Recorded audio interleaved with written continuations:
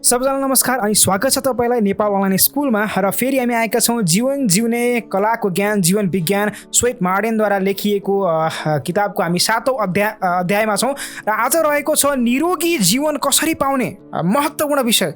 ल अध्ययन गर्नु सँगै धेरै कुरा जानिन्छ। एकदम ध्यान दिएर सुन्नु होला, दोहोऱ्याएर पनि सुन्न सक्नुहुन्छ छुटेको अवस्थामा है त। ल निरोगी जीवन कसरी पाउने। राम्रो स्वास्थ्य र राम्रो बुद्धि जीवनका दुई वरदान हुन्। राम्रो स्वास्थ्य र राम्रो बुद्धि जीवनका दुई वरदान हुन्। स्वास्थ्यसँग सफा सुग्घर मनको ठुलो सम्बन्ध छ। भनिएको पनि छ स्वास्थ्य दिमाग अवस्था शरीरमा हुन्छ। स्वास्थ्य दिमाग स्वस्थ शरीरमा हुन्छ। शारीरिक स्थिति राम्रो छैन भने उसको विचार परिपक्व हुँदैन। व्यक्तिको पहिचान उसको स्वास्थ्यको स्थितिबाट पनि गरिन्छ। सदाचार र नैतिक जीवन बिताउने व्यक्ति स्वास्थ्य बलिष्ठ र निरोगी हुन्छन्। यस्ता व्यक्तिको मुख्य मण्डल सधैँ उज्यालो हुन्छ। स्वस्थ व्यक्तिमा एक थरीको आकर्षण हुन्छ। जो सुकै उसको नजिक जान चाहन्छ, कुराकानी गर्न चाहन्छ, मित्रता बढाउन खोज्छ। राम्रो वा स्वस्थ विचार नभएकै कारण आज जीवनमा अशान्ति असन्तोष सन्ताप रोग शोक दुर्बलता भरिएका छन्। आफ्नो इच्छा आकाङ्क्षालाई सत्य र यथार्थको तराजुमा राखेर चोख्नुहोस्। हित र अनहितको तुलना राखेर जाँच गर्नुहोस्। जुन आकाङ्क्षा बाधक जस्तो देखिएको छ त्यसलाई तत्काल हटाइहाल्नुहोस्। उचित उपयोगी र रम्य रञ्जक आकाङ्क्षालाई पुष्ट गर्नुहोस्। त्यसका पूर्तिका लागि प्रयत्न एवं अखण्ड पुरुषार्थ गर्नुहोस्। सुन्दर शिष्ट र सुशील मार्ग अवलम्बन गर्नुहोस्। अनि हेर्नुहोस् त जीवनमा सुख शान्ति स्वास्थ्य समावेश हुन्छ कि हुँदैन। जीवन यही हो मनुष्यको ठुलो विवेक। हेर्नुहोस् है, विवेक यही हो मनुष्यको ठुलो गुरु। के विवेक मनुष्य यही विवेक यही हो ठुलो मनुष्यको ठुलो गुरु मार्ग निर्देशक सहायक र भाग्य निर्माता। के चाहिँ विवेक। वास्तविक कुरा त के छ भने अचेल हामी भयानक बुद्धि भ्रमको युगमा छौँ। सही र सोझो चिन्तन नगरी उल्टो सोच विचार गर्दछौँ। फलस्वरूप विविध विधि विकृतिहरू तयार पार्दछौँ र त्यसैमा अल्झेर हामीहरू रुने कराउने मर्ने मार्ने गरिरहेका छौँ। यो विचित्र गतिविधि हो। मानवीय बुद्धि आदर्शवादी आस्थाहरूलाई लत्याएर हिँड्दा यसरी अल्झेको छ कि उसको मूर्खताले गर्दा उसको सुख स्वास्थ्य र दीर्घ जीवन सङ्कटमा परेको छ। उल्टो विचार उल्टो रुचि उल्टो चाल यी नै ती मूल हुन् जसले तथाकथित सभ्यताको नाममा बुद्धिमान मानिसलाई पनि बन्धक बनाएको छ। केले उल्टो विचार उल्टो रुचि उल्टो चाल। मनुष्यमा पनि यही स्थिति रहिरहने हो भने हाम्रा वैयक्तिक र सार्वजनिक स्वास्थ्यको सत्यानाश हुन्छन्। महँगो खाद्य पदार्थले हाम्रो शरीर पुष्ट गर्दैन। रक्सी र औषधिले रोग निमिट्याउन पार्न सक्दैन। हामी जुन जमानामा छौँ त्यो पागलकै दुनियाँ हो भन्न सकिन्छ। हेर्नुहोस् है, हामी जुन जमानामा छौँ त्यो पागलकै दुनियाँ हो भन्न सकिन्छ। धूर्त कला धेरैले सिकेका छन्। त्यसैले विवेक दूरदर्शिता औचित्य हित अनहित र चिरस्थायी लाभ हानिको प्रश्नलाई महत्त्व दिँदैन। आज जुन भिडियो तपाईँले यो सुन्दै हुनुहुन्छ यो पनि तपाईँ एक हिसाबले सफल भइसक्नु भएको छ। किनकि यो भिडियोसम्म एटलिस्ट तपाईँले सुन्नु भएको छ। यो विषयमा चर्चाको विषय सुन्न खोज्नु हुँदैछ। बधाई छ तपाईँलाई। अब जाउँ विषयवस्तुतिर। मानिसको बुद्धि पेटलाई रोगी तुल्याउने व्यञ्जनका निर्माण गर्नमा व्यस्त छ। कामुकता सल्काउनेको चित्र गीत प्रकाशन श्रृङ्गार दृश्य अभिनयले मानिसको जीवन बारुद भर्दैछ। रहनसहन आहार विहार कृत्रिमता भन्छ नि कृत्रिमता यति धेरै समावेश भएका छन्। मानव प्रकृतिका निर्देशनहरू बहिष्करण परेका छन्। वर्तमान विचार पद्धतिमा आमूल परिवर्तनको आवश्यकता छ। हाम्रो मान्यता विचार पद्धति र बानी जसरी उल्टो गतिमा जाँदैछ त्यसलाई रोक्न साहस र मनोबल चाहिन्छ जुन सही छ।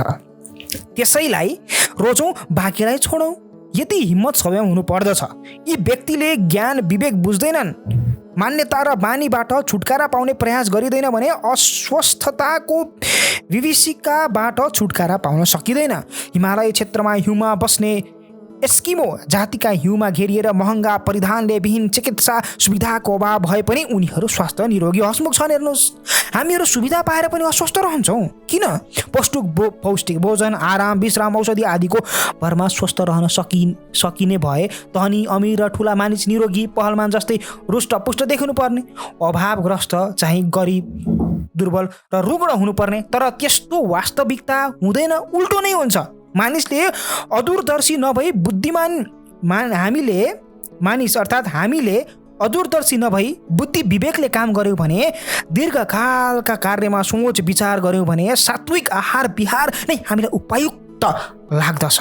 स्वादे जिब्रो राजसी आहार नै खोज्दछ भने अल्छी तिग्रोले आरामतिर मात्रै हेर्दछ।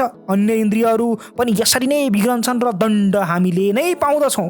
रोगी मानिस सबैका लागि समस्या बन्छ, परिवार समूह नै दुखी बन्छ। परिवारजनले बढी समय रोगीलाई दिनुपर्ने हुन्छ, उपचारमा बढी खर्च हुन्छ, कमैभन्दा खर्च बढी पनि हुन सक्छ रोगीको प्रकृति हेरेर है। शरीर रोगी भएमा सोच्ने शक्ति पनि कमजोर हुन्छ र छिद्रान्वेषी अर्काको दोष मात्र केलाउन बानी बस्छ। समय छँदै समाधान भइयो भने यस्तो अवस्था आउँदैन। मुखमा सधैँ हँसिलोपन रहोस्, यसको अभ्यास गर्नुपर्दछ। ऐनामा आफ्नो अनुहार हेरेर कसरी हँसमुख र आकर्षक बनिन्छ त्यतातिर विचार गर्नुपर्दछ। नकारात्मक भावले आकर्षण समाप्त पारिदिन्छ। यस्ता व्यक्तिको नजिक आउन कोही पनि इच्छा गर्दैनन्। हेर्नुहोस्, धनले मात्र सुखी होइन्छ भन्ने विचार पनि राम्रो होइन। बलिष्ठ शरीर र सुन्दर मुहारको व्यक्तित्व बेग्लै हुन्छ। चिन्तनको स्तर र व्यक्तित्व अविच्छिन्न रूपमा जुडेका हुन्छन्। साधन सम्पन्न व्यक्तिको मात्र व्यक्तित्व आकर्षक हुन्छ भन्ने छैन। मनको सङ्कल्प र महत्त्वबारे बुझ्नु अत्यावश्यक छ। आवश्यक मात्र होइन, अत्यावश्यक छ। मनको सङ्कल्प र महत्त्वबारे बुझ्ने सङ्कल्पपूर्वक साधना हुनुपर्दछ। जसले आफूमाथि शासन गर्न जानेको छ उसले सबैमाथि शासन गर्दछ। परिस्थितिलाई बदल्न बानी बेहोरासँग सङ्घर्ष गर्नुपर्दछ। हिंसाको विचार सबैभन्दा ठुलो बाधक हो, यसलाई छुटाउन सङ्घर्ष गर्नुपर्दछ। अल्छी व्यक्ति स्वयं समर्थ भए पनि असमर्थ रहन्छन् र निरोगी भएर पनि रोगी चाहिँ ओछ्यानमा सुतिरहन्छन्। प्रमोदले मनलाई नीतिमा सीमित गरिदिन्छ। प्रमादी व्यक्ति सोच विचार गर्ने कष्ट पनि सहन सक्दैन। जे चलिरहेको छ त्यसैसँग सम्झौता गर्दछ। परिस्थिति बदलिन सुधारिन सुझबुझको आवश्यकता हुन्छ, धैर्य चाहिन्छ। वर्तमानलाई सुधार्न सकियो भने अस्तव्यस्त विचारहरूमा परिवर्तन गर्न सकिन्छ। साधारणतया रोगबाट बच्नुलाई नै आरोग्य भनिने गरिन्छ। सुगठित शरीरलाई आरोग्यताको वरदान ठानिन्छ। वास्तवमा यो विषय यति सानो घेरामा सीमित हुँदैन। मन र मस्तिष्क कायाको अभिन्न अवयव हुन्। विवेकशीलता र बुद्धिमत्ता आरोग्यकै महत्त्वपूर्ण कडी हुन्। मान्यताहरू, भावनाहरू र बानीहरू यही क्षेत्रमा विमुतिहरू छन्। यी पनि अवच्छिन्नताबाट हुनुपर्दछ। समझदारी, इमान्दारिता, जिम्मेवारी, बहादुरी मानसिक स्वास्थ्यका परिचायक हुन्। लोभ, मोह र अहङ्कार, कुपित, वात, पित्त, कफलाई चाहिँ अनिष्टकारी भनिन्छ। तर मानिसहरू यसप्रति सजग छैनन्, उपेक्षा गर्दछन्। रुग्णताको जड कृत्रिम आहार र मनमा थुप्रेका उशृङ्खलता हुन्। औषधि उपचारले मात्र रुग्ण अवस्थालाई निको पार्न सकिँदैन, यसको कारणलाई नै नष्ट गर्नुपर्दछ। स्थायी उपचारका लागि हामीले सर्वप्रथम सात्विक र सीमित भोजनको मात्रामा ध्यान दिनुपर्दछ। चिल्लो र गुलियो कम खानुपर्दछ। हेर्नुहोस् है, अब मेन कुरा आयो, चिल्लो र गुलियो कम खानुपर्दछ। मांस भोजन मनुष्यको प्रकृति विपरीत भएकोले त्यसले निरोगी बन्न दिँदैन। दैनिक आहारको विषयमा विशेष ध्यान दिन आवश्यक छ। फल र सागको हिस्सा बढाउनु पर्छ। भोकले मागेको भन्दा कम खानु। के भनेको छ? भोकले मागेको भन्दा कम खानु। अवच्छदेखि टाढा रहनु। अचेल गरिष्ठ भोजनमा प्रेमी धेरै देखिन्छन्। महँगो मूल्य तिरेर रोगलाई निम्त्याए झैँ भएको छ। यसै गरी मानसिक सन्तुलन कायम राख्न नीतिको आश्रय लिनु आवश्यक छ। न वासनालाई भड्काउनु छ, न महत्वाकांक्षालाई तीव्र गर्नु छ। यसको पूर्ति गर्नु त टाढाको कुरा हो। योजना मात्र बनाउँदा पनि मस्तिष्कको सन्तुलन डगमगाउँदछ। लालसा पुरा गरिदिन कुबेर पनि सक्षम छैनन्। प्राकृतिक जीवनयापन गर्नु, मनलाई शान्त राख्नु नै रोगबाट बस्ने सरलतम उपाय हुन्। प्रकृति सधैँ रोग निवारणमा लागेकै हुन्छन्। रोगीको सहयोग पाउन्जेल प्राकृतिको हार हुँदैन। धैर्य र उच्च मनोबल नै रोगीको सहयोग प्रकृतिप्रति हुन्। व्यक्तिसँग व्यथा टाँसिएर रहेको हुन्छ। रोगीको सहनशीलता मुख्य आधार हुन्। रोग निको पार्ने प्रक्रियामा के छ हेर्नुहोस् है, रोगीको सहनशीलता मुख्य आधार हुन् रोग निको पार्ने प्रक्रियामा।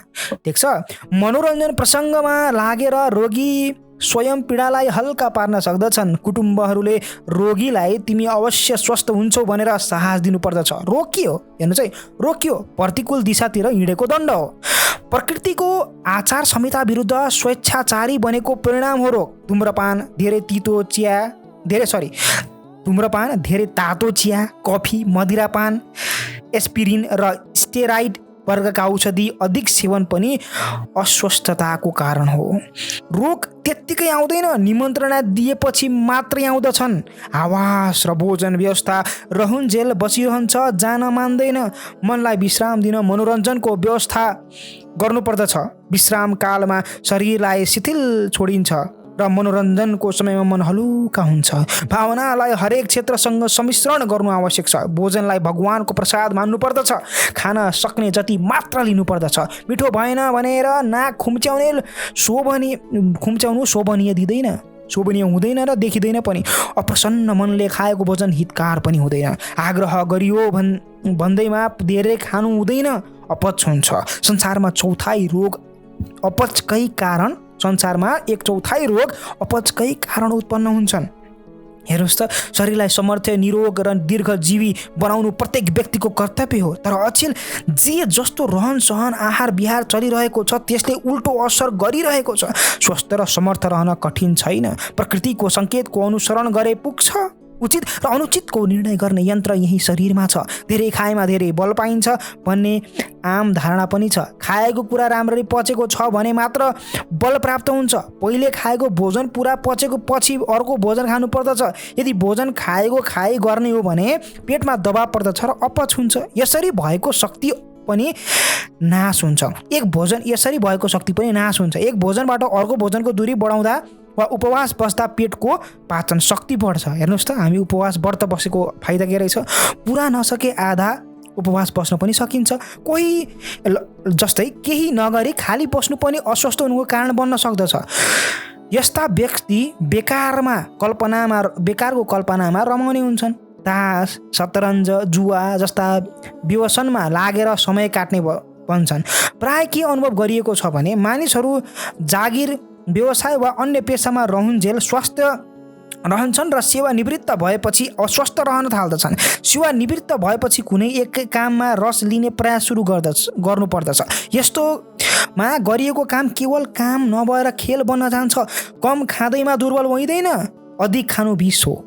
अपचले पाचन यन्त्रहरूमा प्रभाव पार्दछ। संसारमा जति मानिस भोकमरीमा मर्छन् त्यो भन्दा बढी मानिस अधिक खाएर लाग्ने रोगले मर्छन्। बाहिरी विषाणुको आक्रमण र मौसमको प्रभाव आदि कारणले त त्यस्ता सहनशक्ति र निरोधक क्षमता न्यून भएका मानिस ओछ्यानमा पर्दछन्। प्राय मस्तिष्कले काम गर्ने व्यक्ति शारीरिक श्रम गर्दैनन्, उनीहरू अस्वस्थ रहन्छन्। शरीरका सबै अङ्गले श्रम गर्न पाउनुपर्छ, नत्र शरीरको ढाँचा निर्बल बन्छ। स्वास्थ्यमा सासको पनि ठुलो भूमिका हुन्छ। हेर्नुहोस् है, स्वास्थ्यमा हामीले जुन फेर्छौँ सास, त्यसको पनि ठुलो भूमिका छ। गहिरो सास लिनुपर्छ। फोक्सोको व्यायाम यसैबाट हुन्छ। शरीरले पुरा अक्सिजन पाउँदछ। झुकेर बस्ने व्यक्ति फोक्सोको ठुलो हिस्साले काम गर्न पाउँदैन। त्यसैले क्षय, श्वास, खोकी आदिको कीटाणु हुर्किरहन्छन्। सास नाकबाटै फेर्नु पर्दछ। सादा रहनसहन अपनाउन सकियो भने प्रकृतिको दण्ड भोग्नु पर्दैन। हेर्नुहोस् है, निम्न 10 सूत्र अपनाउनुहोस्, आवश्यक छ, यति भए पुग्छ। शारीरिक ब्रह्मचर्यको अत्याधिक पालना गर्नु, अर्थात् सन्तानोत्पादनको अनिवार्यता आवश्यकता छ भने कामको विषयमा सोच्नु। पति पत्नी परस्पर मित्रको नजरले निर्मल दृष्टि राख्नु। मानसिक कामुकताबाट बच्नु मानवीय सौन्दर्यमा पुष्पमा चाहिँ पवित्रताको आनन्दमय लाभ लिनु। दृष्टि र कल्पनामा विकार रूपी विष नमिसाउनु। 3 रात्रिमा चाँडै र प्राप्त छिटै उठ्नु। ठिक छ। 4 शरीर वस्त्र निवास र उपकरणहरूको स्वच्छतामा विशेष ध्यान दिनु। 5 शारीरिक श्रम गर्न पछि नपर्नु। प्रत्येक दिन थाकिने गरी परिश्रम गर्ने व्यवस्था मिलाउनु। 6 क्रोध चिन्ता आकाङ्क्षा निराशा ईर्ष्या द्वेष जस्ता मनोविकारलाई त्याग्नु। हाँसेर बस्ने बानी गर्नु। 7 वस्त्रमा मोह नबढाउनु। सर्दी गर्मीको प्रभाव सहन सक्ने आदत शरीरमा बसाल्नु पर्दछ। हेर्नुहोस् है, फेरि दोहोऱ्याउँछु म, महत्त्वपूर्ण कुरा छ। 1 नम्बरमा के छ? शारीरिक ब्रह्मचर्यको अत्याधिक पालन गर्नु। सन्तोत्पादनको अनिवार्यता आवश्यकता छ भने कामको विषयमा सोच्नु। पति पत्नी परस्पर मित्रको नजरले निर्मल दृष्टि राख्नु। 2 मानसिक कामुकताबाट बच्नु। मानवीय सौन्दर्यको पुष्पमा झैँ पवित्रताको आनन्दमा